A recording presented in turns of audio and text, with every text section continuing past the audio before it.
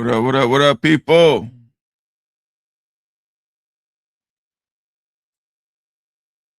I'd rather eat crumbs with bums than steaks with snakes. Don't ask me what I bring to the table, 'cause I brought the motherfucking table.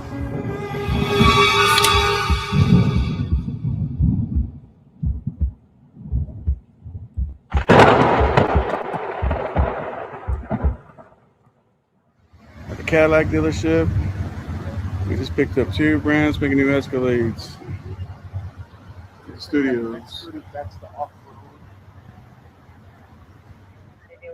Gotcha. All right.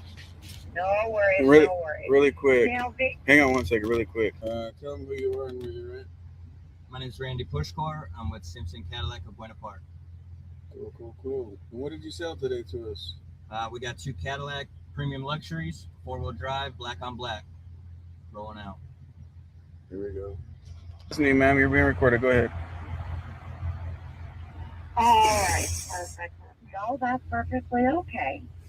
If I go too fast, just let me know because I have a tendency to do that. So for the next three years, you do have all the services. So you have unlimited Wi-Fi in both vehicles. You have the apps. So on your infotainment screen there, Ken, you're going to notice some apps. What up, people? How's everybody doing, man? How's everybody doing? What up, Ryan? What up, James? What up, Night Ranger? What up, Matthew? Trucking with Tom. In the words of the Grinch, what up, my guy?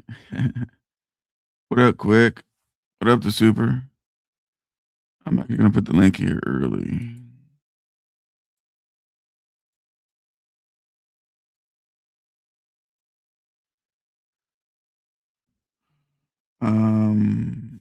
Good morning, SoCal, and everyone. Hit the like button. Yeah, please do that. Hit the like button. What up, Phil? Long ass intro. Well, I was doing that honestly because I was still getting ready. You guys notice I came on early, right? So when I do that, it's just me getting ready. Sometimes it's shorter, sometimes it's longer, but it's just me getting ready. That's all.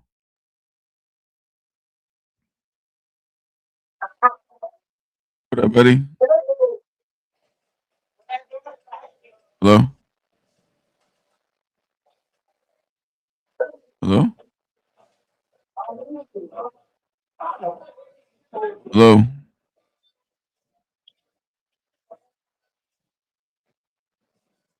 Hello?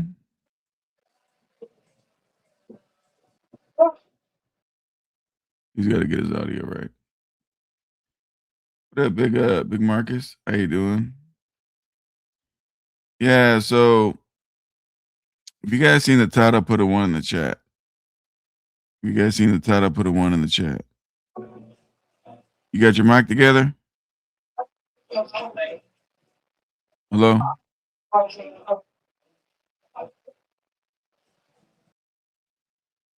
Yeah, you guys.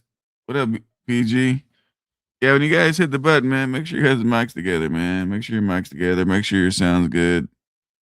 Remember, man, people are listening to this, right? So we got to make sure our audio is good. We got to make sure everything's good. So really quick, we're gonna talk about trucking in general, but one thing that you've seen on my thumbnail, there's still senators talking to Trump about allowing diesel deletes, right? Allowing diesel deletes. So, man, what's up, man? I clicked on you, man, but I don't think you can hear me, bro. You clicked on it, and I was talking to you, but I don't think you heard me. What else? How you doing? Slime Pack 392. What up? What up? So we might still see that in 2026, guys. We still might see that in 2026. Now, here's the thing, right? If that goes, For all you guys like brand new trucks, when do you guys think you'll see it in the brand new trucks? Now, there's a question. There's a question. Hello, I didn't know you were speaking to me. Yeah, I said hello. How you doing? Stuff like that. Yep. Trump's getting rid of after treatment.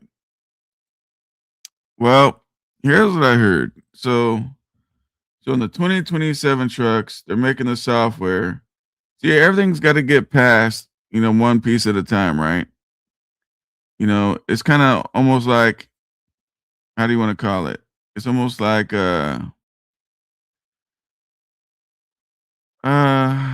how can I explain it? It's just one piece at a time, and then when it's all done, it's gonna be a puzzle, if that makes sense. It'll make a nice picture. So they already got it to where the new trucks in 2027 that they're gonna come out to where if you run out of DEF, you'll have like 8,400 miles or whatever before it derates. Well, shit, that's almost like a deletion on the DEF, right? It's almost like a deletion, right? So first they passed that. So now builders are gonna be doing that. Because you guys gotta realize we don't like all that crap, but there is a lot of people out there that does like this shit, right? The problem with the DEF is it affects people, right? If you have asthma and stuff like that, it affects their asthma. Like when you're going down the road and it's cleaning itself out, and you guys ever seen the Peterbilts with the white tips on, it's white on the tips of the exhaust and all that? That's all DEF. And so in 2027 they'll have the software for that, but they're still trying to figure out a way to do a software delete for people that already have stuff, right? And mainly they're doing this stuff, man, because they're in war with California right now. They're in war with California. I don't know if you guys know this, but they're in war with California. And there's a sheriff or whatever he is, he's running for governor. And the polls for him is crazy high right now. The polls for him is crazy high. Hang on a second.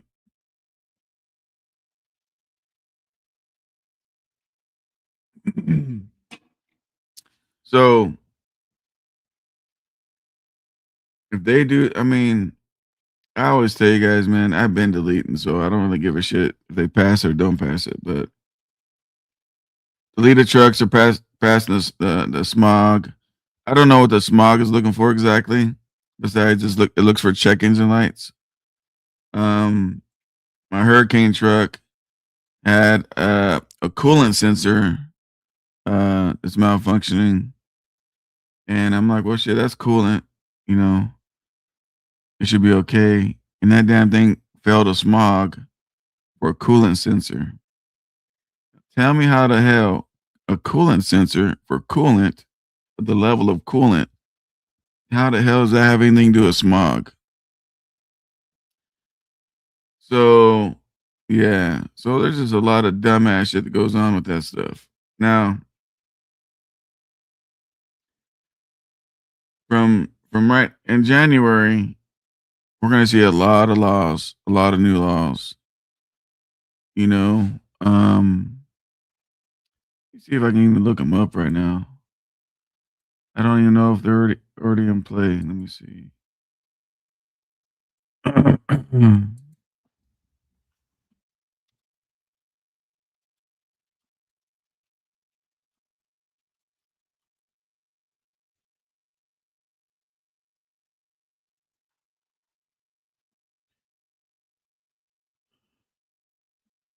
Let me see here.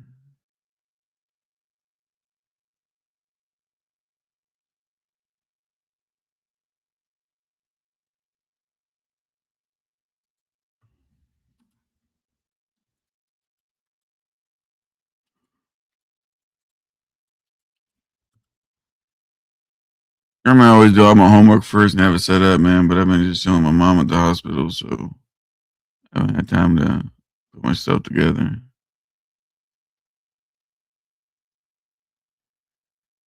Here we go. Let me share this with you. So here's the one thing I'm seeing so far. But January is when all the new laws come in. But here's a new trucking laws for 2026 focus heavily on California's employee protection, banning stay or pay.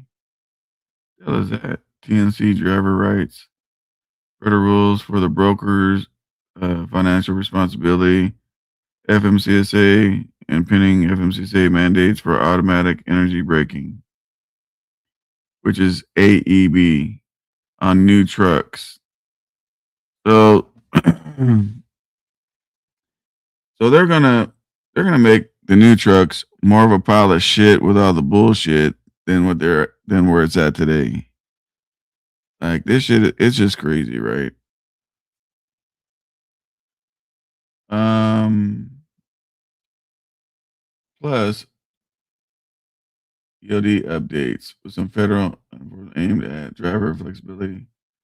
So now they're gonna have efforts aimed at driver flexibility on the ELDs and CDL review. Not sure what any of that all means. Guess we'll have to find out. California Pacific laws.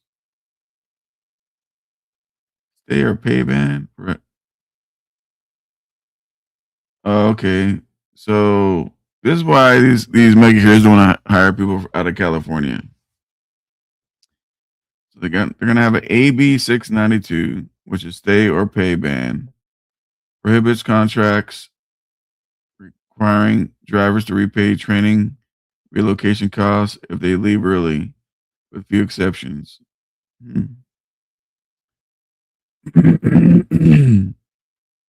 AB 1340 TNC driver rights allows app-based drivers to bargain cleverly without losing independent contractor status. Offers amnesty for contractors, misclassifying construction drivers. They reclassify them as employees. See, this is what I'm saying. The key stuff we're looking for, not even here yet.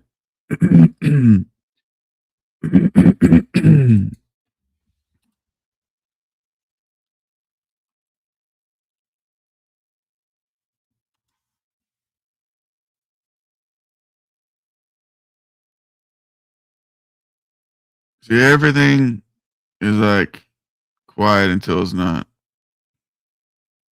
So they have out of service. Things gonna be working on plans, pilots in early 2026 to test hours of service flexibility. Allows pause in the 14-hour clock. Well, that'll be good. Allowing pauses in the 14-hour clock. A lot of people will be able to benefit from that. Man, hang on a second, man.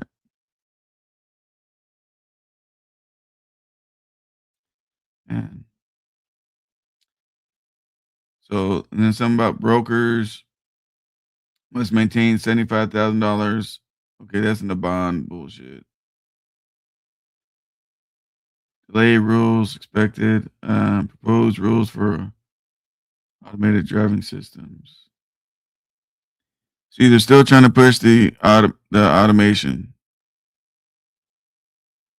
and that's it. Emission standards.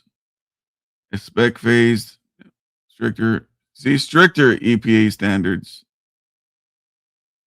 Remember, this is California, guys. This ain't federal. Advanced clean fleets.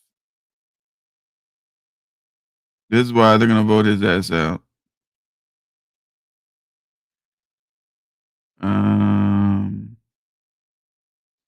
And now they're saying they're trying to address the driver shortage. And guys, we all know there's no driver shortage.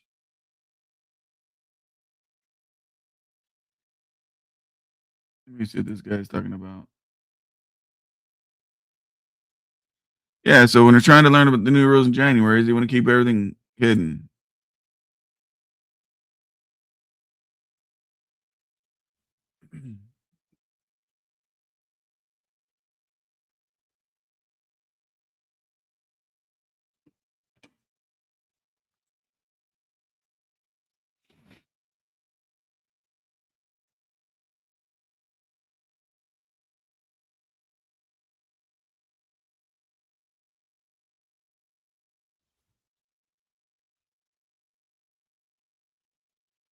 All right, I can't watch that guy no more.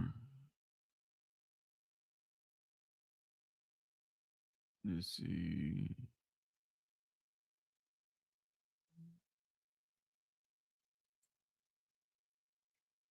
So check out Freight Waves. I guess. I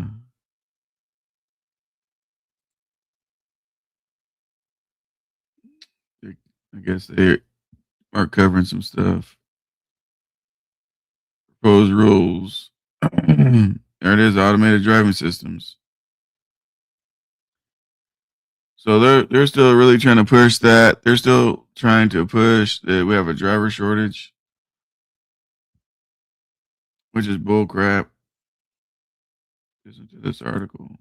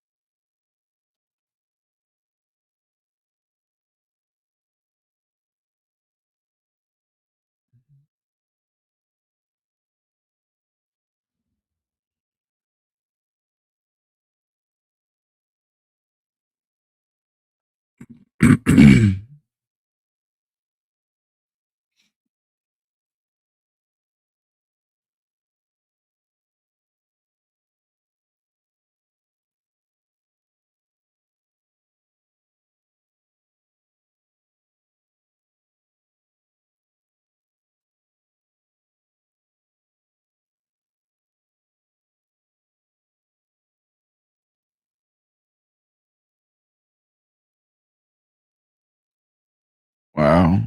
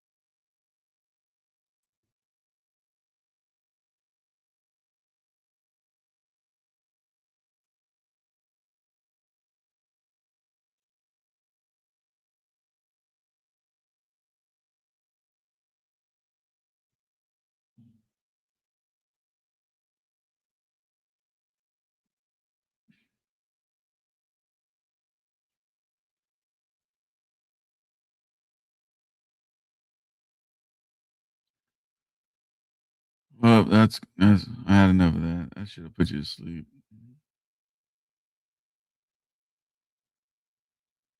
So, what up, James? What it is? Not too much. So, the little birdie's telling me about the deletion thing. They still want to push, but there's nowhere on paper about it. But it's in talk. I read Yes. I read something too on that they they were talking to Cummins and PACCAR International and all these, and they don't plan on getting rid of the DEF. They're going to keep doing the DEF.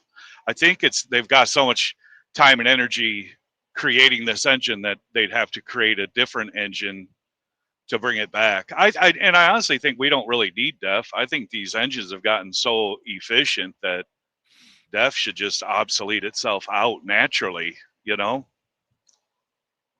it's going to be in a phase, right? So they're going to have for the 2027 trucks, they're going to have some softwares that's out already on the truck to where if it runs out of DEF, you can still drive and it's not going to derate and Yeah, perfect. And, all that bull There you crap. go. Exactly. So that's on the 20. So it's going to start there, right? They can't just automatically just throw it out. But for the people that already have trucks, right? So those are 2027 new ones. But for us, we can't have that software. So then they're talking about for deletes and stuff like that. But I don't see it nowhere. But there's When a you lot of talk delete- still going on it. When you delete, are you deleting the EGR cooler as well, or are you bypassing that with a pipe? Yes. No. So the EGR gets blocked. The filter You're capping it off. Yes. Yep. Yep. What up? What? What up? 125. 125 up in the building. But yeah, so you cap the EGR, and what you do is you put in a software on the ECM, an older software, so it doesn't look for the sensors. You can still have all this stuff, but if you don't have the ECM looking for it, it's not going to know that it's there to even deal with it. Right. And then the DPF, you hollow it out. Yeah, I mean, geez, I mean that's $20 or something every time you get fuel. I mean, it's Shit, insanity. too. It's more than that. It's like And $50 to when fill a they tank up. well to fill it up, but I get DEF every time I get fuel, so it's $20. Yeah. Because the last thing you want to do is fill it up with shit DEF. So I Yeah. just trickle DEF in little at a time. So if I do get bad DEF, it's kind of diluted a little bit. So there's gonna be some broker rules are put in place, which everybody has a different idea about brokers and stuff, right? I'm with you. But Yeah, but what's gonna happen is this: they're gonna piss off these brokers. These brokers, like the big brokers, not the little piece of shit ones. The big brokers, man, they got money. And when people are talking about putting rules on them, doing this and doing that, I'm pretty sure if they're smart, I'm pretty sure they're investing in other things, for like an exit strategy. So Yeah. people keep pushing these damn brokers. They can just pack their bags up and say, "Fuck it, I ain't doing it no more." Listen, if you're complaining about brokers, then if you can't beat them, join them. Become a broker. If you think the broker's racking in all these does, get that $75,000 bond. It's about $1,000 a year. Get yourself a brokerage. I mean, why complain about it as a truck driver? Just get your brokerage. See how easy it is. Yeah, I mean that's kind of doesn't make sense to me. Like, if somebody's driving a non-CDL box truck, they want to complain about truck drivers. So let's put more stuff Yeah. on truck drivers. No, how about go get a commercial license and become a truck driver? I agree. It's like these hotshot loads. That's what's hurting the flatbed. I mean, a little bit I of don't drive mind, in Al. because Go a lot ahead, of Al. flatbed. Yeah. So But what I see, man, there's going to be a lot of laws passed after January. I don't think they're going to make January's cut. Like, I just pulled it up right now, right? We all know there's a whole bunch of laws that get passed in January, but I just don't think a lot of them are going to make the January cut. yeah, But 2026 is going to be exciting. But I just want you guys to know, man, if you guys really think these brokers are really killing it, like James says, go be a fucking broker. be a broker. Yeah, Like, but it is SoCals. They want the best price and not have to negotiate it for it. That's what they want. They want all the money they could possibly get. They think they should have a fuel surcharge on there, and they want the top dollar but bringing nothing to the table, not showing any value of why I'm worth the money I'm asking. They just give me the money, give me the top dollar. Don't make me negotiate. Just give me the best price and I'll book it. Well, then everyone will book it, and then you're going to have all kinds of people out here snagging up shit. yeah. It's up to the broker. The broker's the middleman with the customers to get a fit carrier that's going to run the load, be on time, and not be broke down on the side of the road or steal the load or whatever. It's up to them. They're the ones bringing the carrier, filtering through all the hot messes out here. Right. But if you take away their power to do so, and they're going to turn a buck. I mean, I don't care what a broker makes. I care about what I make. And if I don't get the rate I want, then I go find another load that's going to give me that rate. But to get top dollar, those are the people that just, they're the click and go guys. Throw in a crazy number on the quote, and then 5 minutes later they just book it, and they're done. But be a broker. See how easy it is. Get your own customers. See how easy it is. It's just new trucking is what it is, bro. I know. Well, it's like this AI. This AI is getting ridiculous. I mean, they're impossible to do anything with, and it's going to come to the point where us as carriers, are just going to have to not deal with AI. Just like, listen, we're not supporting the AI. I'm not going to talk to AI. I'm not doing nothing with AI, and just stop giving them their business. They're sooner or later they're going to say, hey, we can't cover these loads for whatever reason. Well, maybe it's the AI is why you're not covering these loads. You can change this system however they want. You have customers complaining about these guys don't speak English, and then they praise you like, oh, it's, you're the first guy that speaks English that I've seen in weeks. That's your fault. Start telling that broker that you don't want non-speaking or non-English speaking people. Same with shippers and receivers. You can't explain nothing to them. You can't. The check-in process takes forever because you're trying to communicate with these guys, and if they can't do it, then reject the load, and they'll stop.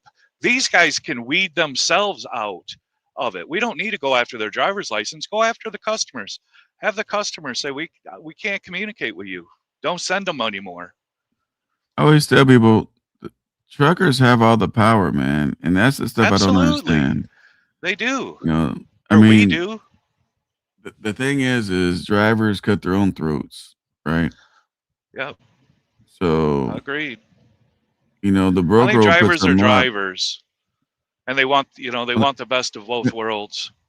Let me put it like this: carriers, I should say, carriers, right? Because they cut their own throat. Put it like this: if I put up a load right now for $10,000, right, and I'm a broker, and somebody calls on it, and I say, "Hey, we got a guy that'll do it for $10,000." Another guy says, "Well, I'll do it for $9,000." Then I lock in the guy for $9,000. Then another one will call and I say, "Hey, I got a guy for $9,000." The guy will say, "Well, I'll do it for $8,000." And it just keeps doing the downslide until people stop cutting the rate on it. Well, I think Landstar buys all those up and then resells them. And then they turn a lot. Yeah, and then they turn around and say, "Oh man, the broker's keeping all the money." No, you guys are giving away all the money. There's a big difference in they're keeping all the money or you guys giving away all the money. And here's the trick with this broker shit is this. They go to the customer, they get a rate. Now, yeah, they're going to make money on you. It's a fact. Let's just say a $2,500 load. They tell the customer, "Hey, I'll move for $2,500. They put on the board for $2,000. They want to make $500, right? If nobody hits that load wanting to holler for $2,000, then they're going to go up. But at some point, they're going to get uncomfortable like, damn, I'm not going to make no money on this. And then they have to go back to the customer and say, "Hey, I need more money on this load." Well, if they do that too many times, that broker loses that customer because the customer ain't got time to go back and forth with these rates. I agree. And that's where you'll get sometimes, where it's getting crunch time and the broker will reach out to the customer and say, "I have a driver that will do it for X amount of dollars." And then that's when they'll decide whether or not they're going to pay it or not. But again, like you said, if they don't cover that load, they lose that customer. That's the same as if we don't take the freight that's cheap, they got to come up. They're going to give it to somebody. And if you can't prove that you're worth the dollar that you're asking, it's a good chance you're not that guy who's going to get the top dollar for it. But they have to move it. And that's the same with the AI. Stop using any broker that uses AI. And then they'll stop using AI because they're going to start losing customers, or they're going to start overpaying for the load because only half the people that call on that lane is calling. And they're going to start saying, "Well, we got to get rid of AI." AI is a pain in the ass. I don't know if you fucked with it yet, but it is a pain in the ass. So I learned how to get away from AI. So they have that at Carl's Jr., right? AI wants to do your order. Look, guys, I don't know. Try this out with the broker shit. When you get an AI, James, all you need to say. Well, listen, I'll check this out. Program the AI and do it. I'll get the brokerage back and just have AI do everything. I ain't got to do shit. Check this out. Yeah, but check this out. So at Carl's Jr., when they got the AI want to take your order, I'll say, "You speak Spanish?" And then they say, "Hold on, please." And then they put a real person on the speak, and they'll get on and say, "¿Ya habla español?" I said, "No, I just didn't want to talk to AI." "Oh, okay, that was smart. And I said, "Hell yeah." I don't know if that'll work if you get AI on the brokerage. It ain't that tough to get a Spanish AI or Lebanese or Chekenese or whatever. I mean, Indian. I mean, I'm sure they speak the same language. I mean, they have AI that'll do it all. So now the foreigner who has a hard time understanding what the fuck they're saying, well, now they got an interpreter doing it all for them. Yeah, yeah. The whole thing is, this is just my opinion. And my opinion is, I think we need less rules, not Oh, more rules. oh, absolutely, yeah. See, the people You think that know, more rules is going to be in their favor. At the end of the day, it's not. It's not. I think the 70-hour clock needs to go away. I mean, 14-hour day, that's fine. 11-hour drive day, that's fine. But the 70 is pointless. We need to get rid of it. This 2-hour pause, sure, it's beneficial to one person, but it is very beneficial for the megas. Very beneficial. Because if they've got 700 trucks and it's 14 hours in a day, or in a 14-hour work day, and they got 700 trucks, they instantly have capacity of 100 trucks more without buying a single truck because of that 2-hour pause. It doesn't, yeah, it benefits us very small. I mean, we gain 2 hours. These guys gain 100 trucks. That's a big difference. yeah. California, they keep losing more and more CDL holders, man. There's 61,000 more truck drivers in California. Are you talking losing CDL holders as far as like Yeah. moving out, No, or they're just losing the giving up the license. CDL? It's right here. Lose their licenses. Oh, you talk because California is one of those states that no name given licenses.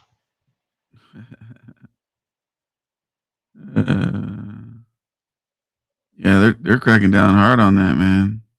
Yeah. Immigrants who drive trucks in California creates new regulations threatening to withhold millions in federal funds. Well, I spoke on that already, but the number keeps going higher and higher and higher.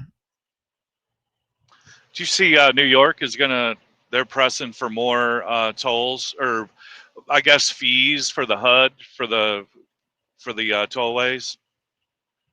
Oh, So really? they think this is, yeah, they're saying, well, the big trucks are wrecking the trucks, so we're going to make the big trucks pay for it. Do they not realize that anytime you tax a truck, you're taxing everybody? Because obviously those rates have to go up to make up for those taxes. Otherwise, who's going to go to New York if it's not going to be compensated? And then who's paying that at the end? The consumer. But see, the consumer is so dumb that they just, vote on it. Yeah, make the truck drivers pay for it. Make the semis pay for it. But they don't understand at the end of the day, they're going to be the ones paying for it.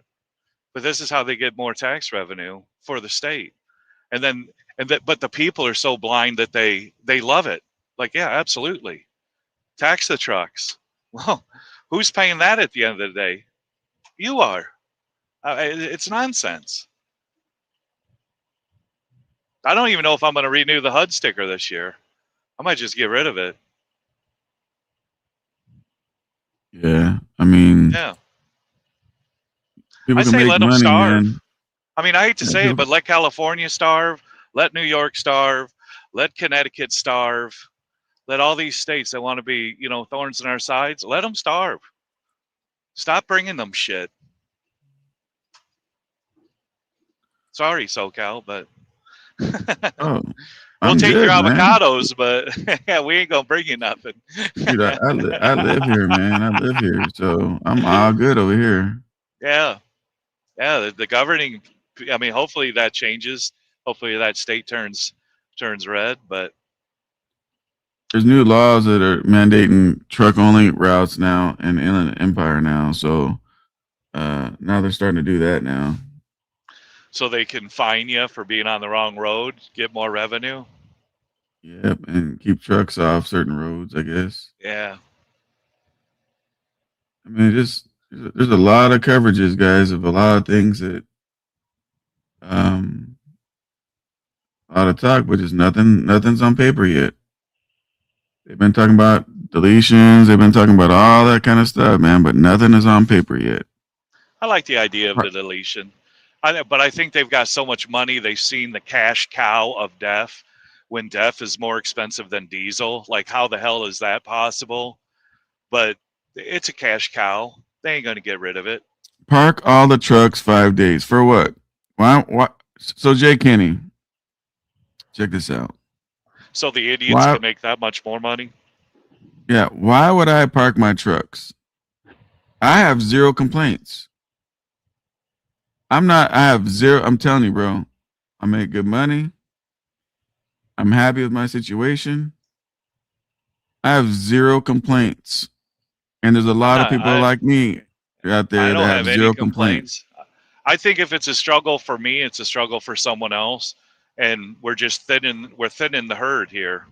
So I'm okay with thinning the herd. I don't need this bounce back of COVID where everybody and their mother comes out here and wants to be owner operator. I think you got to have a certain skill set, and the weak will fall off. It's a skin tag. Sooner or later, it falls off. The reality, man. Seriously, look at the quality of the drivers today. Well, look at the quality of Bonehead drivers. Truckers. I mean, you see the quality.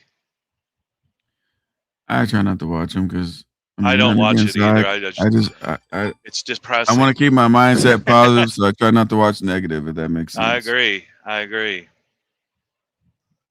So on some good news, we should be firing my truck up that got rebuilt. We should be firing it up tomorrow. There you go.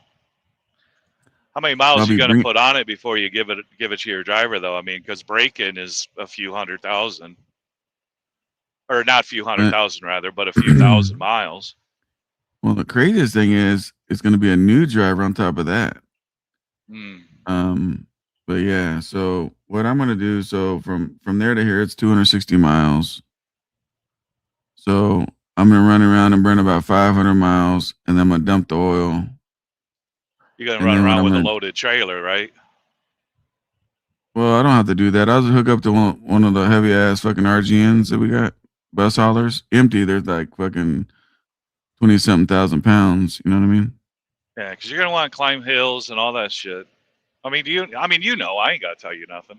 Yeah, I know what I got to do, but so then the new driver is going to drive it, and so I'll keep an eye on it, and then I'll have him run it. I don't know how you're going to keep an eye on it. I mean, unless it's coming by your house every week. Yeah, it's going to be in my yard every day. Oh, then perfect. Yeah, perfect then. Yeah, because he lives here, so he'll go do the load. He'll be back and be done by 1 o'clock in the afternoon and park in the yard, and then I'll go check it out. There you go. And then so I'm gonna dump it about 500 miles, and then I'm gonna dump again at 1,000 miles. And I know mechanics say just do this, but I'm gonna take, oil's cheap, man, $400 or $500. Oh yeah. So, so I'm gonna dump it at 5. I'm gonna dump it at 1,000. Do you put zinc oil in? Because I know you put zinc oil in like V8s and stuff. Do they put zinc oil? Well, Rotella, from what I heard, Rotella has that in there, and I use Rotella. Okay. So okay. Yeah. So so I'm gonna just keep an eye on it, man, and yeah. I hired two guys. They're gonna start. One's gonna be starting. Not this coming up week, but the next week. And then the other one's going to start as soon as I get the blue truck back. Well, I got multiple blue trucks, but the one I rebuilt back and, get it ready for the driver, then he'll start. Oh, yeah. Oh, yeah. So yeah, man. So I want to go get the seat reupholstered real quick on that one. And, I got to get them all polished. That's how it goes. So what do you got? A 1 year parts warranty on that? 3 years. 3 years. Parts and labor parts. Well, yeah, both. Good. That's so on OEM, you get a 1 year warranty on parts. Correct. Aftermarket's 2, but the aftermarket better company that I use is 3 years. Yeah. Yeah, like AFA is 2 year, but the more or less the mechanical say we're guaranteeing it for 3. 1.5 miles. because they're trying to be competitive with everyone else. But here's the thing: 2 years, 3 years. If I gotta do it again, I gotta do it again. It ain't that big of a deal. But it'll last. I mean, think about it. If you just, let's just say this, right? If it lasts 3 years and you profit, not make, but you profit 50 cents a mile. yep, You run 100,000 miles a year on the low end. That's $150,000 a truck made. Even if you ever rebuild it after 3 years, you still made money. that's the same as I feel like with, some people argue that, like after treated, they'd rather take a deleted old, 5 mile a gallon truck versus a new truck because of the after treatment. But the fuel savings alone will replace a one box 3 times over again, just off fuel savings. Well, So is it really make sense? It's up to you. Well, people aren't doing that because they're worried about that. It's because they don't want, just like a lot of people I talk to, they don't want the red check engine light where you're loaded and you're on the side of the road. And now if you got a direct customer, they're pissed off because the load don't get delivered. So seldom happens.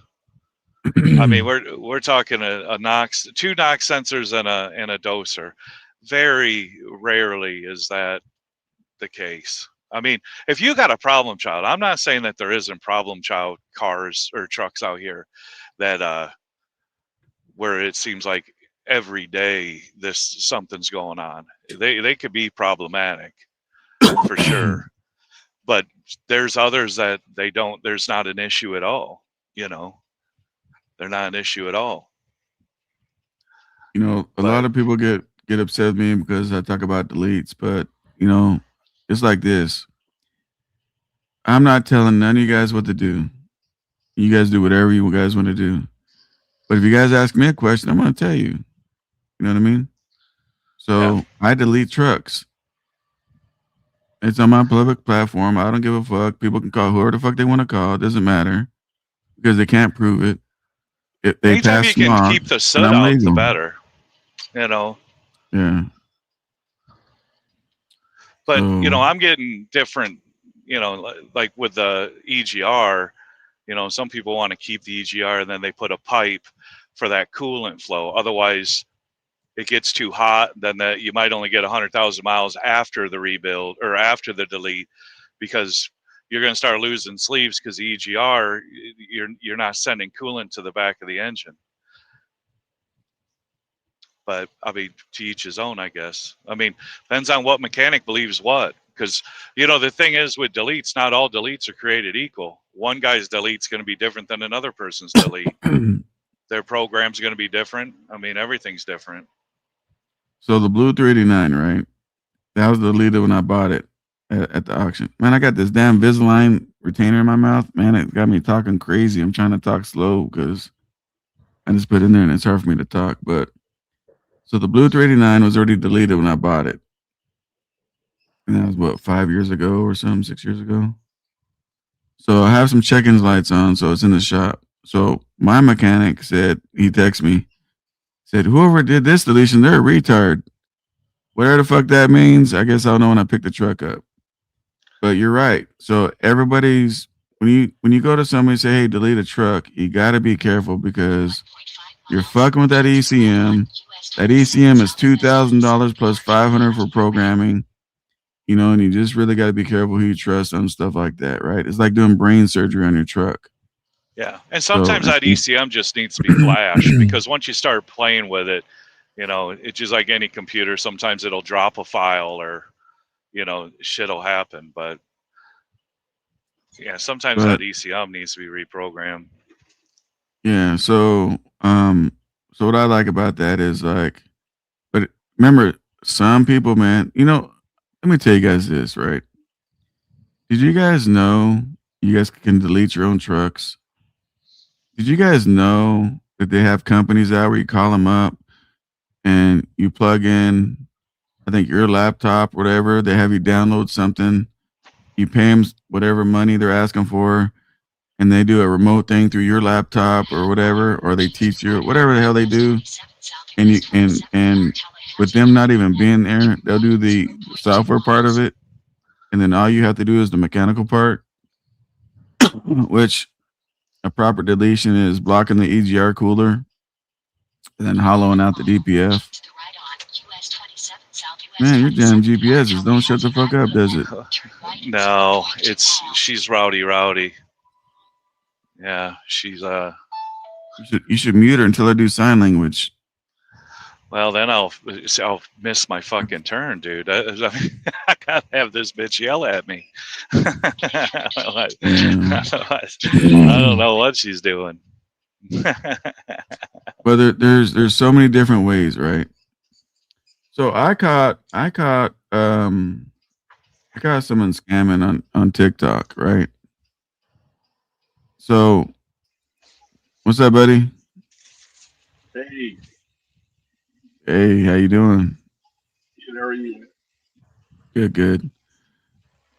You remember the orange 389 I was gonna buy, James, and the dude sold it? The what? The orange 389. I sent you pictures of, I think.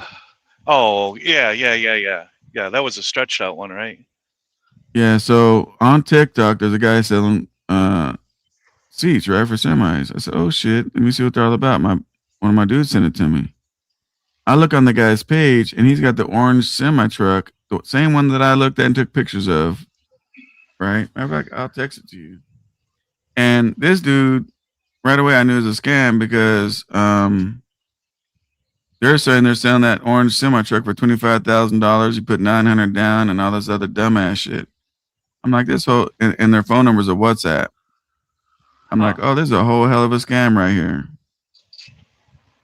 Look at this shit. But that's the one that you actually went and looked at, ain't it? Yeah, they wanted $100,000 for the truck, but there's someone scamming people for money. Look what I just sent you. On TikTok, it'll all drop. On TikTok. Oh, okay, you can look at it later. On TikTok, they're scamming people. So I look on there. There's seats. There's all kinds of stuff, and then yeah, it's crazy. All right, what's your question, my bro? Hey, how are you? How's everybody here, man? I'm out here picking up out here in Memphis out here, but it's a good conversation, man. I like tapping in. I hadn't tapped in a while, but I wanted to know if anybody runs any Amazon out there in Cali. Like, what's the rates with the Amazon out there? Does anybody here know or run any freight out there with Amazon? I'm with Amazon. I joined at once upon a time just so I can look at their rates. But what I learned with Amazon, bro, is it depends on your blocks, right? So me just barely running with them, whatever, the rates I see are going to be trash. There's companies out there, they get blocks. When they get blocks, they get better rates. Like there's one company my friend was working for, and they had rental trucks, and everything, that lease Penske trucks, all that stuff, and they're paying them all good money doing the Amazon. So what the rates were, I don't know, but the rates I saw, like if I wanted to haul their loads, which I did not want to do, was from here to Nevada, it was like $500, and then bring a load back for another $500. I said, hell no. Yeah. I'm contracted with them now, but like I'm running my partner truck. Like I've had 5 trucks over the last 15 years, but I don't even entertain another truck, unless I have something set up, some type of something solid. But I'm at Amazon currently right now, right? But so I'm running a lot of Amazon. I watched it change over the last 8 years. It's really in the past year and a half. It just went really left. It's a lot of automation, and it's a disconnect. Everything is compartmentalized, but the rates themselves used to be phenomenal.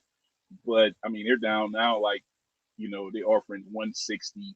And people taking it up every day. I mean, it used to be, 240, 250, years ago.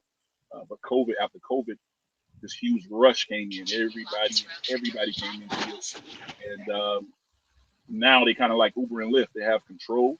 Now they can kind of do what they want to do is basically what I'm experiencing. So I'm curious. I run Wisconsin, Florida, Memphis, Louisiana, East Coast, as far as with Amazon. So, but my partner, they own the trucks, but I was with them when they had like 5 trucks. Now they have 75. So I've watched and been experienced with them with how things go, and I know the rates, and it's like it's horrible. You know, I mean, it's like consistently horrible. So I'm watching people constantly go out of business. You know, that's really what's happening. It's like a feeder.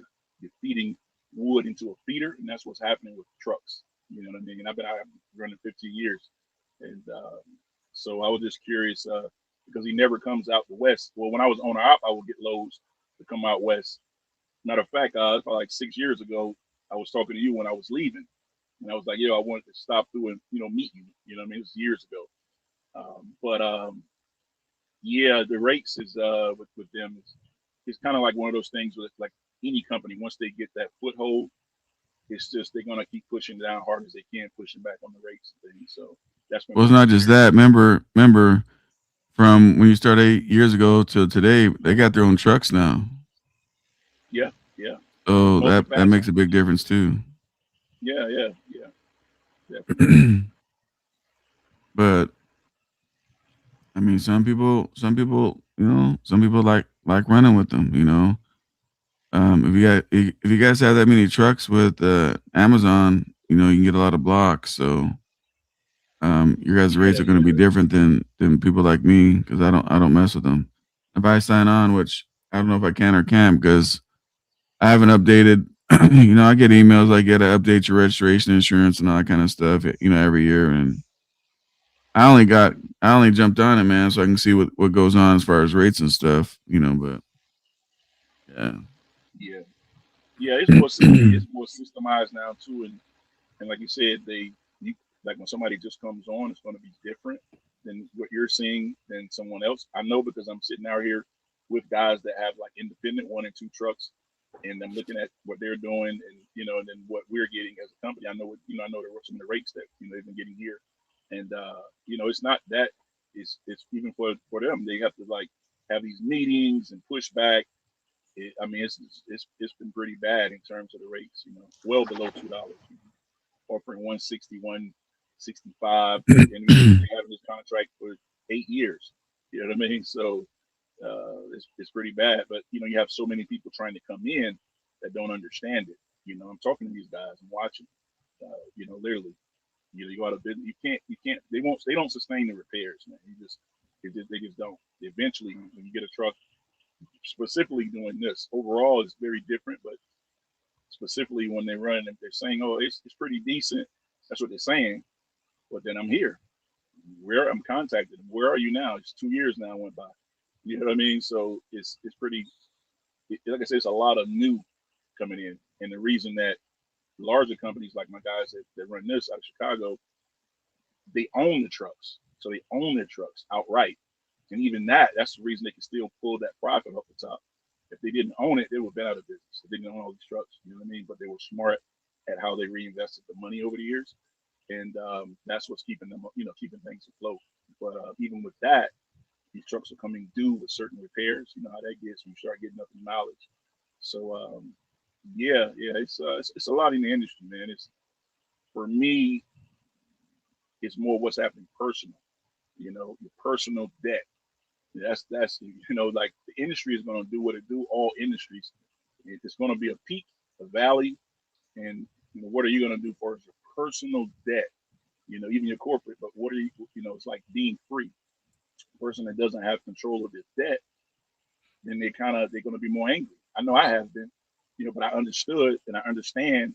Okay, I got to pay all this off. And I had goals I have to set because as I pay things off, personally, I really don't care what other people are doing. You know what I mean? I care about certain issues, but not as passionately as when I had this damn pressure.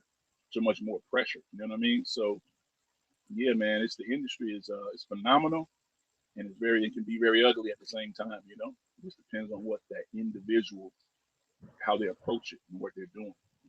So let me ask you a question. So your buddy started off uh strictly hauling for Amazon, and now he has 75 trucks strictly for Amazon. No, okay, no, they started strictly flatbed 15 years ago. They were flatbed out of Chicago, two brothers, right? So everything was flatbed, always exclusive flatbed. And about 8 years ago, I ran the first load for Amazon. They weren't entertaining vans. They didn't want to do any of that. They drove flatbeds, and they found a niche for it, and they were. How many trucks did successful. they have 8 years ago when you did an Amazon load? How many trucks they had? At that time, I think it was about 20 something, maybe 20 something trucks. So, but with Amazon now, he has about 40 something. And then I think his brother split off and got some, I believe, with JB Hunt now. So they kind of split up in the last, because a lot been going on, and the rates went down, and all this been going on, so they've been pivoting. But at its peak, he had at least 50 over here with Amazon. Right now, it's probably floating around 40 something, you know what I mean, something like that in various states, based out of Memphis. They have different bases. So, but they made the bones with we did everything with flatbed, and then we tried it out. He was like, "Hey, Amazon," like 8 years ago, he said, "Hey, Amazon has, something they got really good rates. You want to try it out and see what?" I was like, "Yeah, let's do that," And it turned out to be extremely good. I was amazed that they actually turned the fleet over to this. That's how well it was paying for a long time. They grew the fleet with Amazon, taking out the flatbeds, going back 8 years as, the second year, third year with them. And so, they flipped all the way over to all Amazon, except maybe they kept like 5 or 6 guys that would be like me that was with them a long time that still wanted to do flatbed, didn't want to change, had their Fitzgeralds. You know what I mean? They just, so but other than that, they stayed Amazon. But in the last 2 years, just went all the way left in terms of the rates. And so they've been pivoting, and, one of the brothers broke off and put some on with JB Hunt or some other company. I know you mentioned JB Hunt. That's probably like 2-year-old information I'm speaking about now, but he still has like about 40 with him in various states with Amazon, and just weathering it out. He sit and show me the numbers sometime. It's a weather thing. You're trying to weather because you own the trucks. That's been it. So they grew with them for a minute. Yeah. So they cashed out, no payments on their trucks. Yeah. A lot of trucks over here. He had various ones, but a lot. And then he went from. We did everything manual, everything old school. Hang on.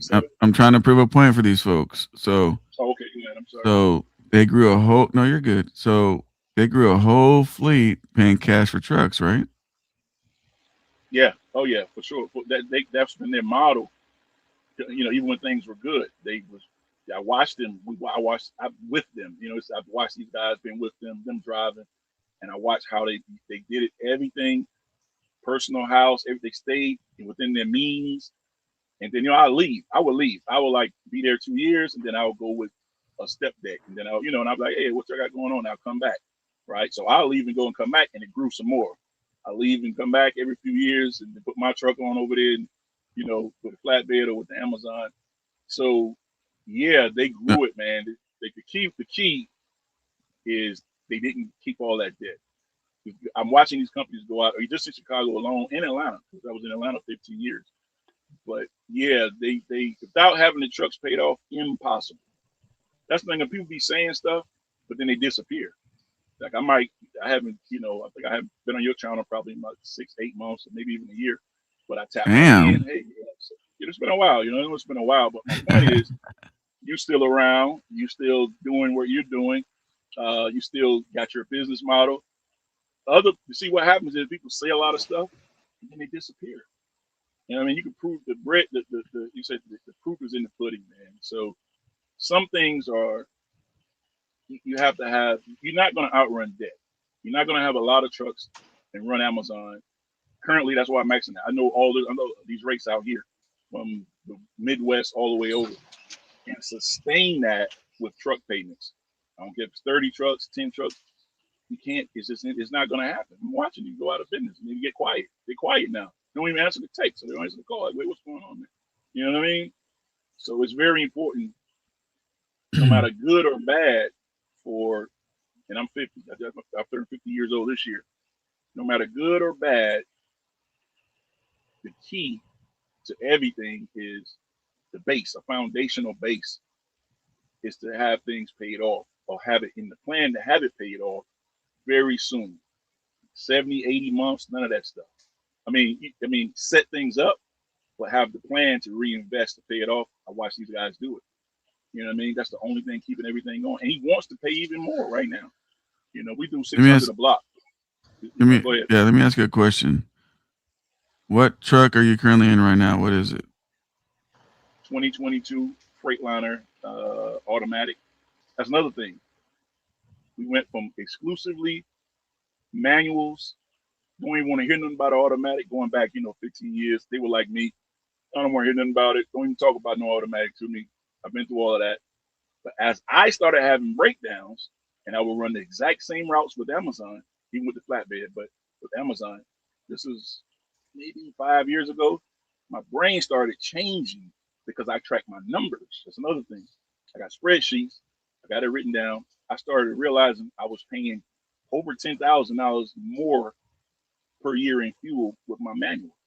It's a Freightliner, but the automatic was just crushing it. I'm running the same routes, So fueling, so here and that. so let me speak Go ahead. let me speak on that real quick because I got automatics and I got manuals, right? hmm And my automatics are newer trucks, and I see now. This is me, right? I ain't saying anything different about you. You're probably saying something different, but for me, um, I see mine doing the same. The manual and the Your trucks are automatic. automatic. Yeah, they're averaging like 8.3. 8.3, 8.5. So um, I don't see a difference, and I thought I would. So now I'm actually going back and pushing manual. On my fleet. Now, Okay. keep in Well, mind, a lot of people. It depends on how people drive the manual, right?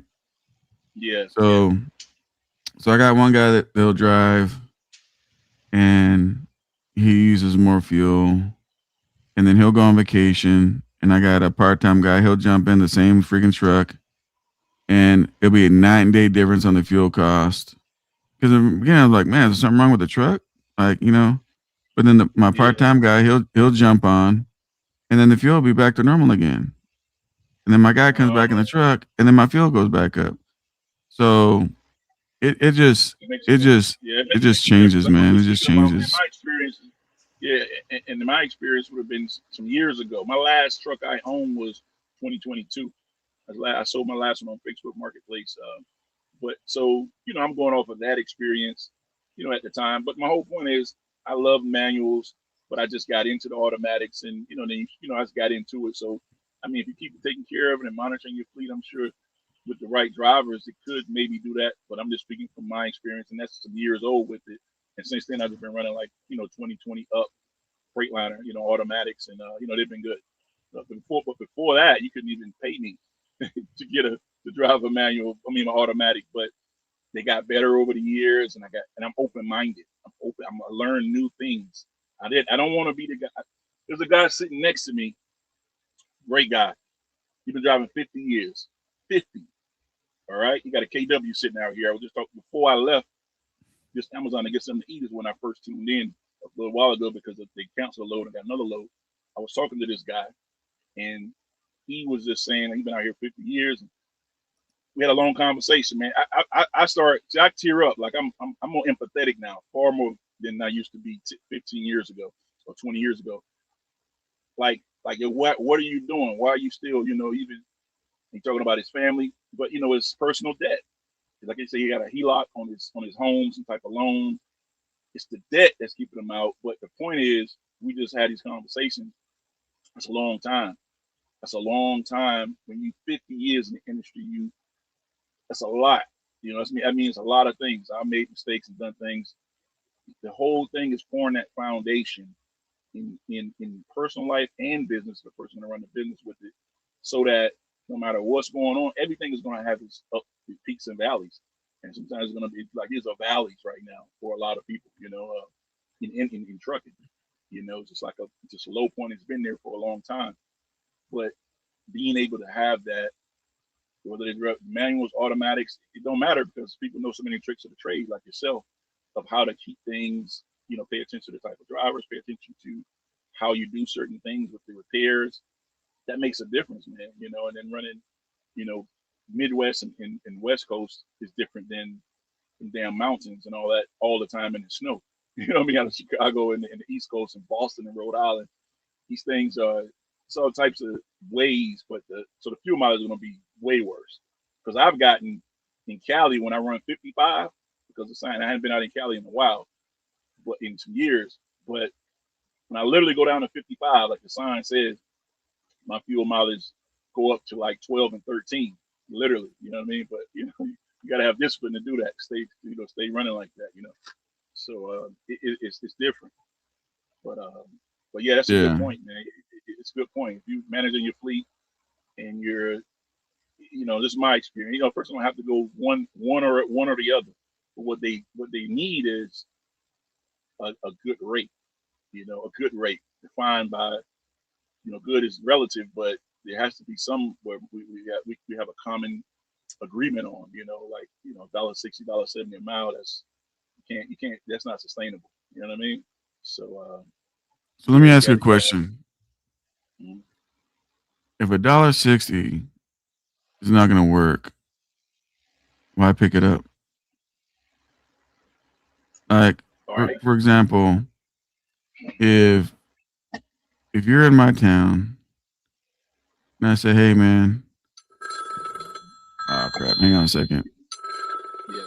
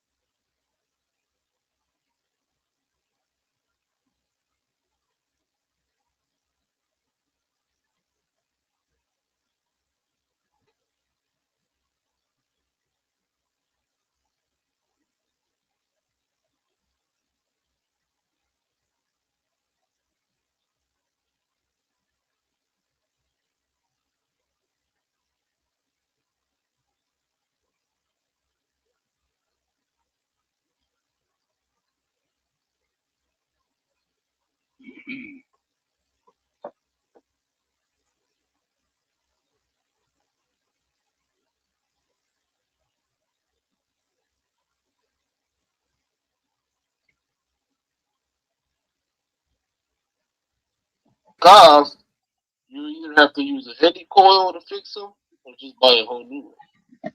Yeah. They break off on their own. And the reason why is because these mechanics don't know that these bolts are torqued to yield. Yeah. So how many bolts are we talking about?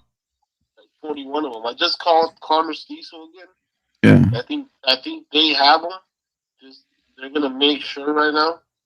And if they do, they already have your card information. So I'll just send them to charge your card, and I don't know. You either send them with one of your drivers over here, or I'll get them Monday. Yeah, I mean, I can go pick them up. Or you can go pick them up. Yeah, I got a mechanic going to my yard tomorrow to fix my what the fuck you got, the inverter. So we saved that brand new inverter my driver fucked up. Yeah, but how do you mess that inverter up, anyways, bro? I have no clue. It's brand new, man. 5,000 watt fucking Cummins inverter, bro. I have no clue, bro. But it had a 100 amp fuse inside of it, and he blew that thing. He blew it up. So, but I'm live on YouTube real quick. Say hi to everybody. What's up, man? Everybody, hello. Good morning. God bless everybody. Hello. How are you, man? So keep me posted, bro. I'm here. Okay, brother. Thanks. Yeah, truck is almost done, man. But yeah, you were saying, oh, go ahead. I'm sorry. Yeah, no, so you're good. So, and this is for people to learn this shit, right? It's hard to borrow yourself into success, right? And a good business strategy is low debt. And like you said with your buddy, is, he's paying cash for trucks. And the crazy thing is, the more trucks you have, the easier it is to pay cash. If you're making money. Yeah. Houses the same way. The houses, yeah. If you're making money. If you're not making money, then you're not. And what takes away money is debt. And people they get too much in debt. you know, and that's what people don't understand, man. And I tell people, and I know Jason tells people, man, especially when you start out, you know, pay cash for a truck, man. And people want to think that's some bad advice, man. And I don't see, if you want to start in business with almost zero debt, how is that bad advice?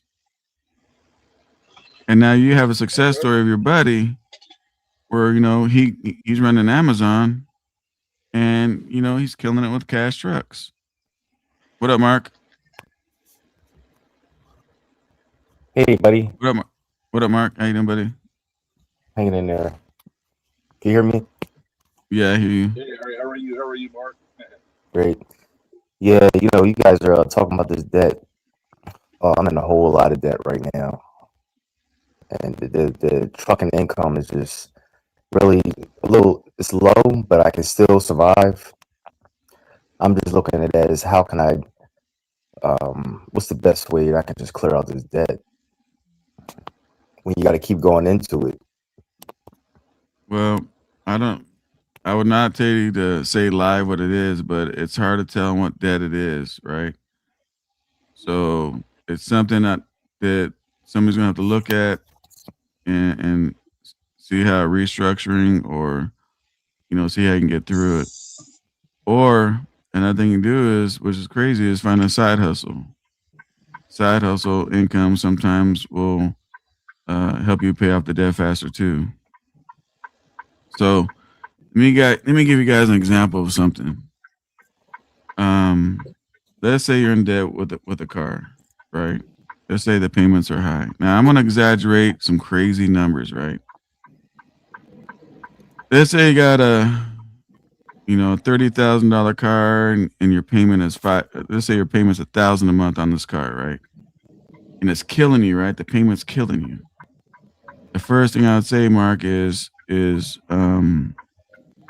what's the principal when you make your payment? So you pay $1,000. What's the principal, right? So let's say the principal's $100. Let's say someone signed up some crazy ass loan, and it's 7 years. You know, you still got your blinker blinking. Oh, you can hear it. I'm sorry, man. I'm on the yard. I'm probably about to jump off. Gotta have my flash Oh, you're on. good. I'm on the yard out here. I'm sorry. Go ahead. Oh, no, you're good. You don't have to jump off, but yeah, I don't know what's going on because the camera went up in the sky. Yeah, your camera went up in the sky and everything. I'm like, what the heck? But yeah, I get it. But so let's just say the principal is $100, right? What people don't understand is, let's say it's on 6 years. What people don't understand is you send your $1,000 plus, then you send another $100. You just doubled up on a car payment. See, people think, man, for me to do this, I got to double up on my car payment. My car payment is $1,000. That means I got to give them $2,000. I can't afford it. No, you're not doubling up on the interest. You're doubling up on the car payment. What is the principal on the car note, or the semi truck note, or whatever it is you're buying? What is the principal every month? Whatever that is, you know, send that with the note, and guess what? You just that little bit right there, you'll knock your 6-year loan down to 3 years. You know, if you can afford to do more, it knocks it down even more. You know, and so that's how you get out of debt faster.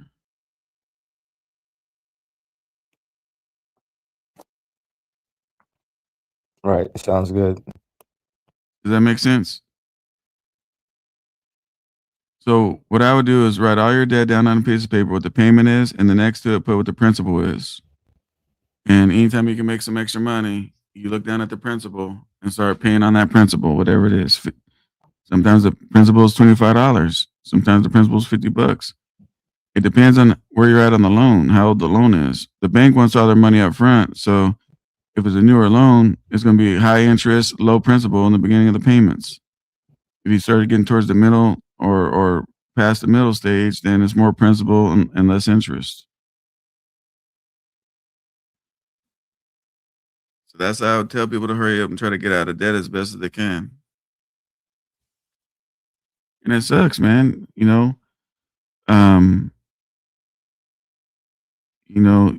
I mean, to me, I just say leverage your debt, right? Debt's not a bad thing. Well, over leveraging your debt, over leveraging yourself is a bad thing. Yeah, I noticed too. Once you're in business for a long time, you know, a lot of companies see that you're in the business for a while, and they give you these offers. Um, it can be tempting at times, but you know, you just gotta, you know when to make the move or not. Yeah. Now I'm gonna tell you something that's an opinion, right? And again, it's my opinion on something I'm about to say. It's not factual. It's my opinion. If I'm in a loan, let's say for 5 years, and the interest rate, I'm gonna just make up some crazy numbers. Okay, let's say the interest rate is 20%, right? I'm already in the loan making the payments, and let's say a company comes back and says, "Hey, man, we'll cop that loan, and you see the interest rate being a little bit cheaper, right?" I'm not going to run over there because let's say I was in my loan already 2 years already. I've already made 2 years on the interest, and I'm about to hit the hump. Where it's going to be more principal than interest. See, so if I switch over to a whole brand new loan, now I'm back paying all the interest up front again. If that makes sense. So I just stay where I'm at. Yeah, yeah, that's good advice. And also, man, I know it's a tough place to be in because I've done bankruptcy before, and not even bankruptcy. But I'm just saying some things that happen. Just being able to pivot, sometimes starting all the way over. So I started all the way over at 48. Right, I'm 50. 2 years ago, I got rid of everything, but I watched my partner. I'm gonna show you. I actually got to jump off, man. I'm in the middle of the yard. I got to jump off, but I'm gonna say this before I get off. All right. 32 years old. He was when I met him when he was 32, and I'm 8 years older, so I was 40. All right. He said I'm gonna be a millionaire when he ex-military, fit. I ran one of his trucks, but he stayed on the road. Right now, he's in his master's degree because he already had his bachelor's in Florida, and he's chilling. He stayed on the road. He got rid of everything he owned. He had kids. He paid his ex-wife. He got rid of the house. I didn't. I was like the big uncle that maintained my house, maintained my ex-wife, my children, maintaining everything. That's and you're trying to maintain a truck, and you keep thinking, chasing it. You keep thinking. I'm thinking, like most people, whatever their reasons. That's too much debt.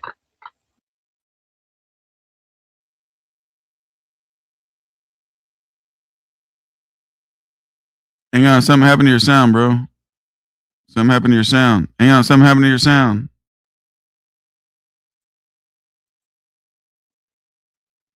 Oh shit, man, he froze up. Yeah, he was definitely giving some good game. Yeah, I mean, I already there he goes. Can you hear me? Yeah, he'll fix it right now. But Oh yeah, lifestyle debt can definitely creep up on you, and then that can also take away the big picture of what you're doing it for, because this is a very competitive business. These trucking companies are just closing left and right. yeah, what I would tell people, man, is this: try to learn as much as you can in the trucking industry. Just don't do reefer. Don't just do dry van. Try to do some specialized. Do some things that a lot of people can't do, and you'll realize the more you educate yourself and level yourself up in this thing, the less people you have to compete against you. Like, how many people in here does heavy haul? Oh yeah, you're back, right? Sound check. Yeah, I'm back, man. Yeah, how you doing? But All right, tell your what I story. was saying was, what I was saying was, I'm just speaking from my experience, and I mean, I talked to a lot of people. I got a lot of people that that talk to me, especially a lot of youngsters. And the hardest thing sometimes is to know when it's time to let it go. I mean, there's a certain time to let it go. Like whatever it is. Like, I don't know everybody's situation, but I got kids in college now. I'm paying for college, 18, 21-year-old. But it's different, and sometimes that's just the hardest thing. If it's that, for whatever the person is, whoever the person's listening, if it's that, just being my own boss, or not if it's sometimes you can start over. If I did anything differently, even like my man Roy, I'm telling you about, who actually made it, has become a millionaire from his assets and property, always paying his trucks off, always getting more drive, just 1-2 step in this thing. Personally, there's somebody I know, I drove his truck, you know what I mean, for a while, one of his trucks, because he kept his debt all the way low. He said, I'm not getting a storage unit, nothing, which is what I just did 2 years ago. No storage units no more. All the clothes, everything I accumulated over a lifetime. Goodwill, freed myself up to invest all over again in myself a different way, but it took a long time to get to that point. It took a lot of pain, lots of pain for me to get there. You know what I mean? To say, okay, I don't need to do it this way. What I need to do is go work with somebody else and just stack. Keep the debt low and stack. Most places, people, I failed. And not failed. I want to use fail. I learned a lesson. I learned to get your money up. I buy trucks cash, and I still have issues. And all the trucks I bought them cash. Most of them, not all of them, but I had set up where I pay them more quickly. You know what I mean? When I did get payments on them, but it's okay. The main thing I see people doing, like Roy used to always say, Roy is the one I'm telling you about. He said he's not even going to renew his CDL. No, he's out of this, and he loved it. But he understood, constantly reading, constantly having a different circle of people outside of trucking that he's doing business with, buying, accumulating properties. He realized you get in your own way, you get focused so much that the main thing is not having enough capital. I buy a truck, only got 20 grand left. What is that? Buy a truck another time, only got 10 grand. Nobody talks about these things. Like they don't really have the operation costs to make, but that's not going to happen. Yeah, it does happen. At 20, something happens too big, and then you still got to maintain whatever your personal debt is, the homes and all of that. That's like having multiple trucks and you only got one, right? So most people just don't have the capital even going into it. That's one of the biggest things. They don't know they should save more. Work with another company for years. Like other people that I work with, their own companies, out of Chicago, they was driving. Not just the ones I'm working with now. They kept driving with somebody else. They kept stacking, kept saving, getting ready to leverage their credit when they needed it, and then paid everything back down. You know what I mean? Use it, pay everything back down. So, but the biggest thing that I was doing wrong over the years, that I was doing that wasn't as successful. I like to choose my words carefully, because it wasn't wrong. It was just an experience. It's not having enough capital to sustain.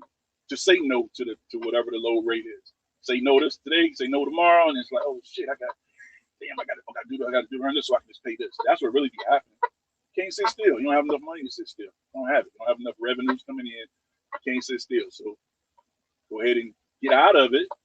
Work with somebody else. They keep everything fixed. Like I run this truck exactly like an owner op, except I don't pay for anything. I just bought the rims, I buy all of that, and that's what I do. I enjoy it until I get strong enough if I want to go deeper into the trucking, which I DCA invest in my investments now. S&P, crypto. I got other stuff that I invest in. But the point is, if I want to go into trucks again, as far as like my own or growing a fleet, I already know I'm not going to do it because I feel excited or this looks like a good deal. It's not happening ever again. Only thing that matters is when I look at my accounts and I look at my credit and I see my leverage and I say, yeah, I can do this with no problem. That's the power. That's the strength. Because I watch my man do this. You know what I mean? Not more than one person, but definitely my man Roy. Really successful, man. I'm very proud of him. And if I were to do anything, I would got rid of everything at the time, everything I could, and just save more. Keep working with another company, keep saving, investing. You know what I mean? Now, if you so check this out, right? So check this out, if you can hear me. So one thing I want to tell you, bro, is don't regret your past. Any of you guys, don't regret your past, because your past is what makes you who you are today, right?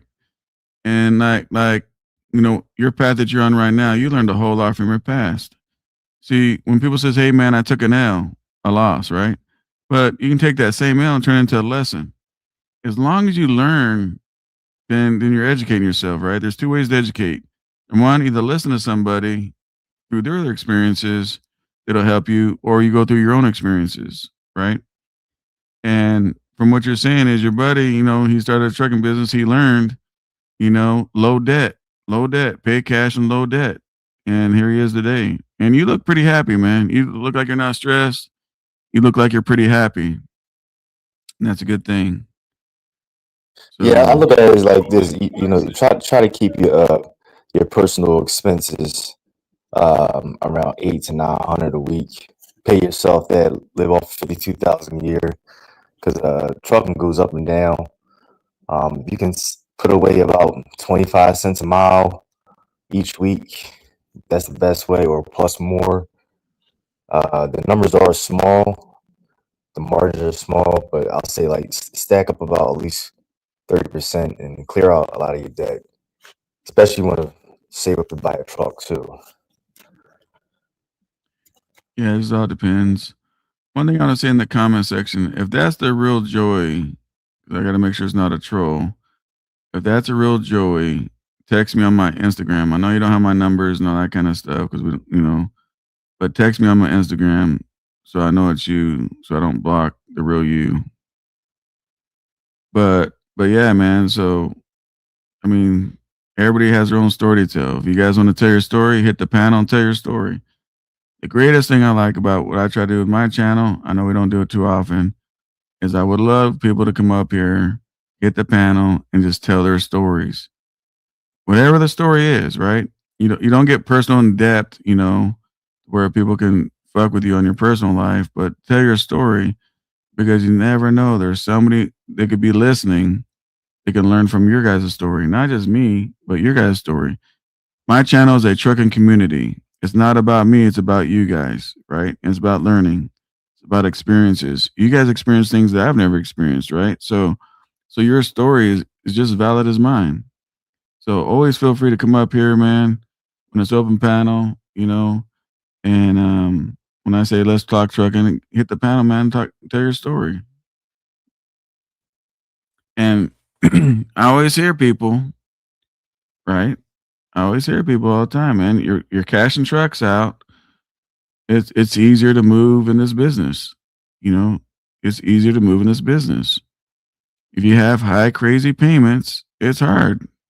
It's harder to grow when you're making a big ass truck payment. It's harder to grow. I mean, that's just a fact. People say, no, it's okay. You don't understand. I can go get 5 lease trucks today and put no money down. And, but bro, that's a lot. Look at that money.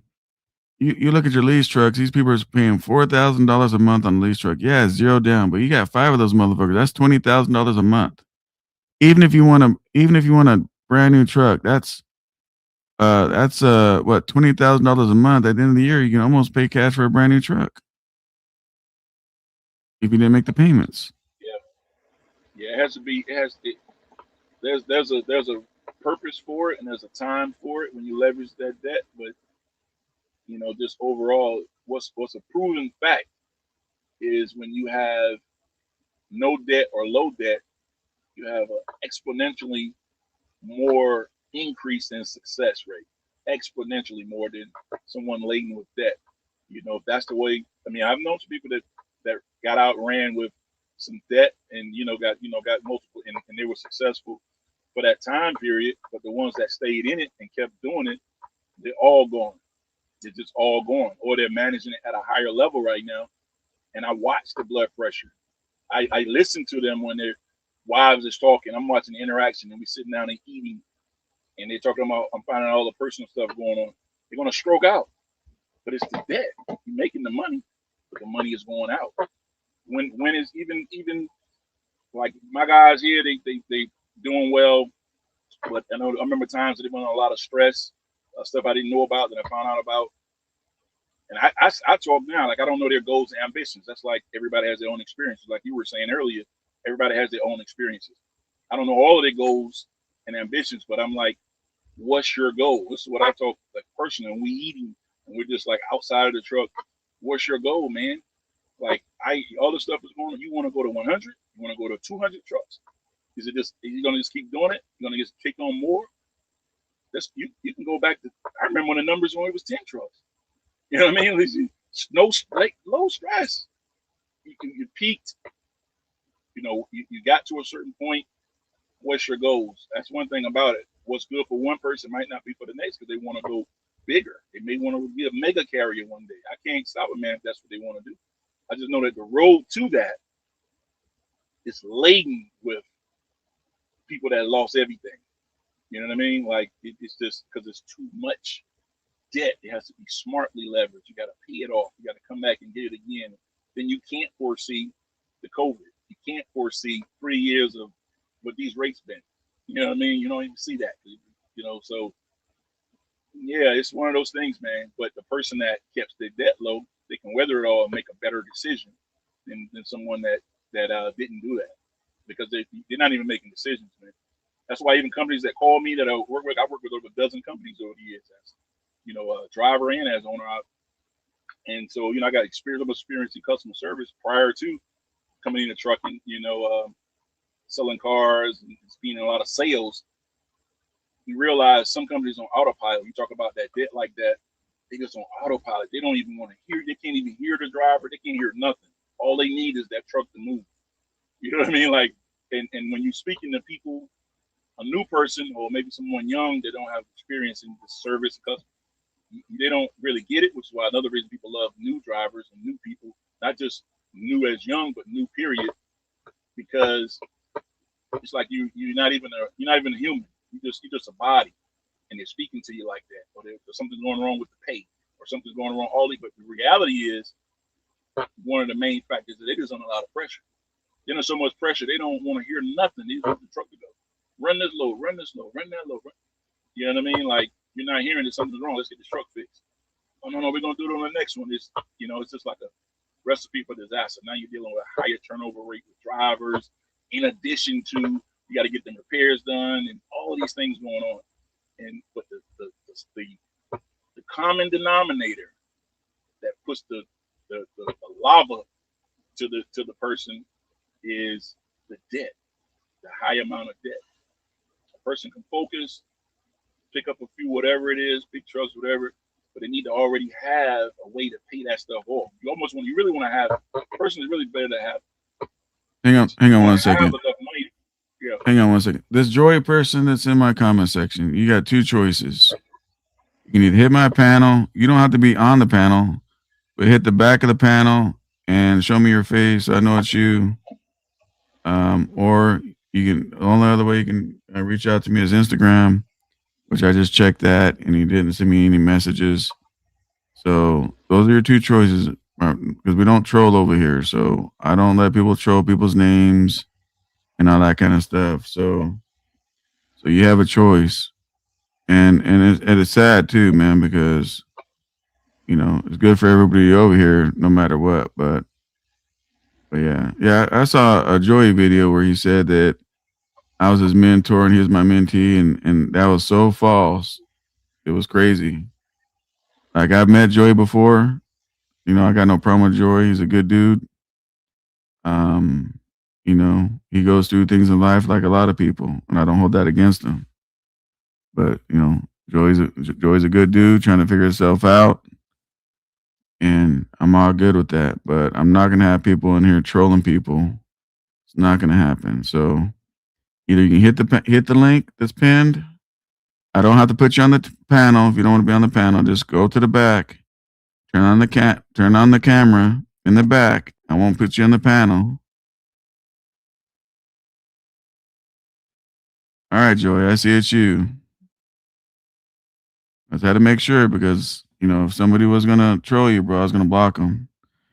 Now, if you want to be put on the panel, you can put in the comment you want to be put on the panel, but I see it's you. Yeah, man, because some of you guys, man, you guys got these trolls out here doing some crazy shit. So I just had to make sure.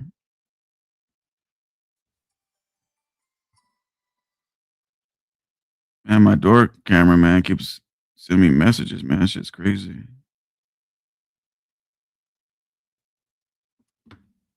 Yep, no problem, Joey. You can't tell people, Joey, that I mentor you, man, because I've never mentored you. I'm cool with you. We've sat down and broke bread like 10 years ago. But as far as, and I'm here to give you advice, but I've never mentored you, man. So you gotta keep your channel, where it makes sense. Otherwise, people think you're trying to troll somebody else. What up, SoCal cast and fans? Keep on trucking, family, make America great again. I always look. How many of you guys left the country before? How many of you guys have ever left the country? If you guys ever left the country, put a 1 in the chat.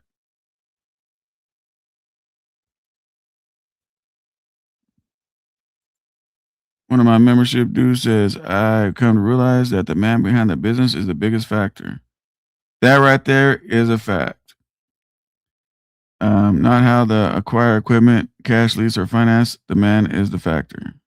Fact.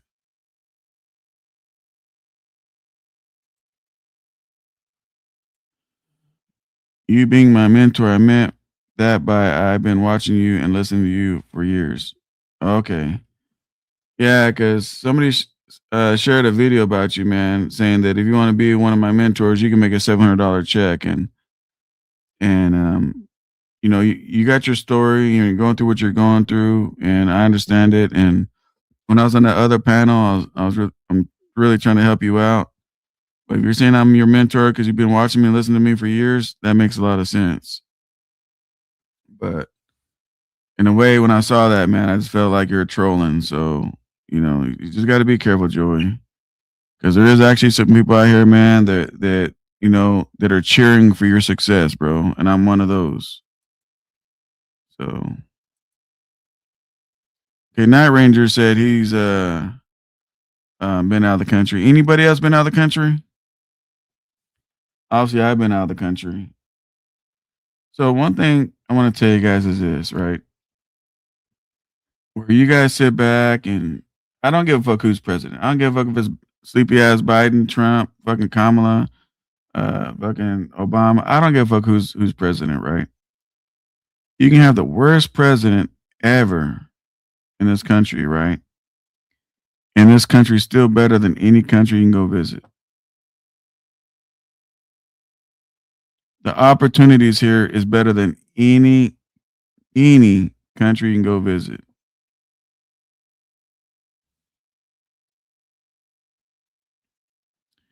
My bad. I see a mentor as somebody I learned from or gain knowledge. No, I appreciate that, Joey. Yeah, it's just the way it came out, bro. It just looked funny, man. It just looked foul and funny. But maybe you should explain that in a video. Because I actually have people that I mentee that's in my program. So, but back what I'm trying to say is this, right? This country is the greatest country in the world. Seriously.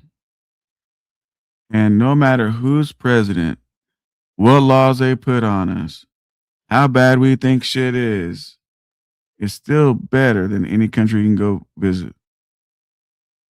It is.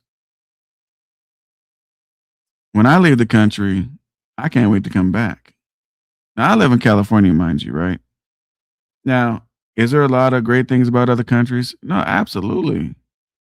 Like when you go to Japan, there ain't no graffiti. I didn't see no homeless. I was in Tokyo, but you have to learn their culture, right? You can't go over there and put your culture in place in their country. But you can do that here, though. See how that goes? United States is a Christian-based country, but certain people want to try to change that. When you go to Japan and stuff like that,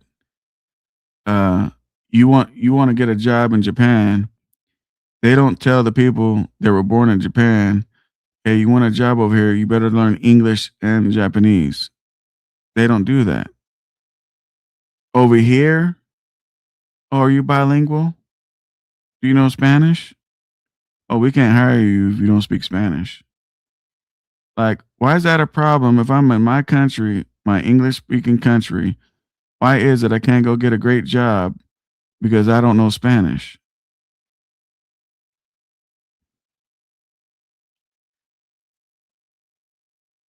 We live in Disneyland, the rest of the world does not. Man, I'm telling you, bro, it's crazy. See, if people don't leave the country, they don't know what they got. Seriously. If you guys never leave the country, you don't realize how lucky that you are and how blessed that you are being here. Like, I'm serious, man. I don't give a fuck who's president. I don't give a fuck who's governor, who's president. I don't give a shit about none of that shit. You put the worst people in place, and this is still the best country.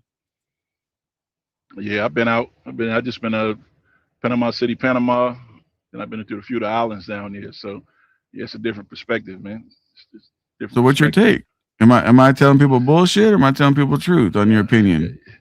Oh yeah, you definitely got the most opportunities. I mean, there's some things like cost of living that I enjoy in some other places, and I got opportunities and friends in other countries that I see opportunities. But just overall, as a base of being able to hustle, get money, I mean, this is where you want to make it. This is why I'm still doing what I'm doing before I move out of the country. I'm still here because I can generate, although I got jobs I can get other places, it's not going to pay me like this, even in the midst of all of this over here. But the key is people living in New York or they're living in the middle of Atlanta, where I used to be. They're living in these places where when you're making all this income, you don't even realize you're doing way better than most of the world because you're giving it all away. You know what I mean? You do like some of my partners already done, like I'm currently doing. The money starts to accumulate at an exponential rate, and that's what it's about. Then I can move and go abroad because I'm definitely going abroad. You know, I'm gonna be staying abroad and have multiple places. But yeah, this is income wise. This is why so many people coming over here. You know what I mean? This is why you trucking people over here. They don't mind getting what we don't want to take at all. They don't have none of the expenses that the average person that's out here doing whatever they're doing that's born and raised in America. We overindulge. That's just the reality. We come up even in quote unquote hard times, or if you want to say the ghetto or the slums. The slums here is nothing at all like other places. It's like this it's the Taj Mahal, man. But to have that perspective, you got to experience it. I think Chris Rock was talking in one of his documentaries that he took his kids like over to other countries and into like not just the nice areas, but it was when they had to have their own experience to see what abject poverty is. Even like my partner that was military, abject poverty where they don't even know what shoes are. So when you go through those towns and every place you can go through those areas, you can shift. You have to have the experience. It's very important. And this is a flight. Any person listening to this, you can get on a plane tomorrow, this weekend. If you get a hotel in your town, you can get a hotel somewhere else. Just go somewhere else. Game changer, which will get your mind to like, oh, again, you come back to what I was saying earlier. Sometimes it's okay to let it go, man. I felt less than a man each time I got rid of a truck, or I felt like that's just all in my brain, man. It's like mindset. It's a mindset. It's like no, I just learned a lesson, and now I could do it better. If I had these lessons when I was 30 years ago, I would even be having this I'd be doing something else because I would have stacked and did all these things. The key is to keeping the debt down, having experiences, going some other places, getting those experiences because you really can see.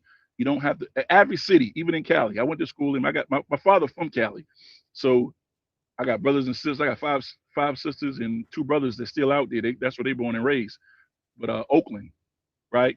But I watch even in Cali, people like it's expensive. It is expensive, but not when you put a bullet in any place in any city and draw a circle around it, a circumference, and go outside of your city.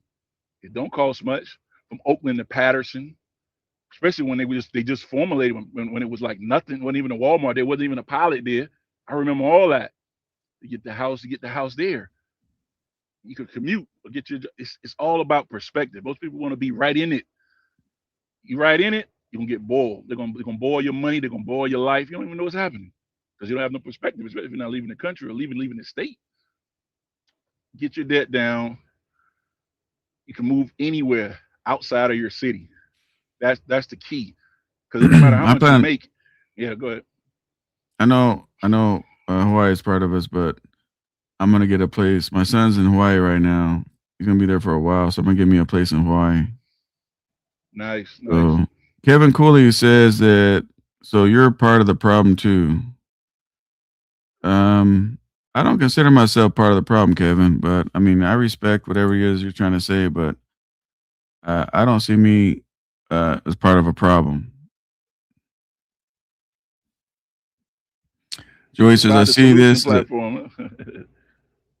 Yeah, I don't even consider myself a YouTuber. So just so you know, I'm a content creator. I just don't consider myself a YouTuber. I see this as a stepping stone to a next level. I'm learning the cost of operating a truck and still listening to you and Green about what to do. Stay away from lease. They're controlling us. Hey, I'm gonna have to jump off. I guess inquiring was the wrong word. Should have been recruiting. I guess inquiring was the wrong word. Should have been recruiting drivers. I don't even know what the fuck Kevin's talking about. What'd you miss, New Age? Man, you didn't miss nothing, man, because you can always watch the replay, bro. You didn't miss much. But no, I mean, I don't know. I have no clue what the hell Kevin's talking about, but it is what it is. But yeah, I'm about to jump off SoCal. I'm about to jump off, man. All right, bro, I appreciate man. I appreciate your platform and everybody on here. You know, I enjoy engaging and listening to the conversations, man.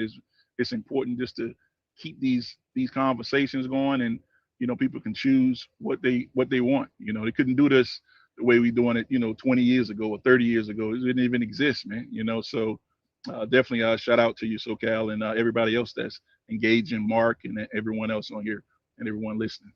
All right, man. Appreciate that, Thanks. bro. Yes, sir.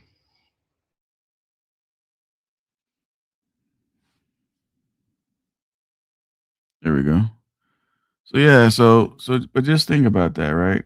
You guys have the greatest opportunity to do whatever it is you want to do. Even when you guys complain about brokers. Look, there's good brokers, there's bad brokers. There's good cops, there's bad cops. There's good and bad in every part of anything, right? And you know, sometimes you gotta take the good with the bad or don't fuck with it at all. You know. But one thing I like about trucking is trucking changes people's lives in a positive way. Trucking is unforgiving. You can go there, fuck up, mess up, whatever, but you can always come back to trucking, and people do. And trucking is always forgiving. You know, the crazy thing is people can hate trucking so much, but trucking will never hate you. It's almost like having a puppy, right? Well, hit the like button on the way out, people. It's Saturday. I've been on this thing. I gave you guys 2 hours today. I'm getting out of here, man. I'm going to go enjoy my Saturday. I got a Christmas party to go to for the car club. I got to go pick up my hatchback and, you know, some other different things, man. So just stay positive, guys. Look, when you guys are going down the road, you can either be positive going down the road or be negative. But just understand something. Positive gets positive reactions. Negative gets negative reactions, right? So you do as you wish. You can wake up in a negative manner, and 9 times out of 10, you'll have a bad day. You wake up smiling in a positive way, you'll notice no matter what happens, you're going to have a great day. With that, I'm out of here.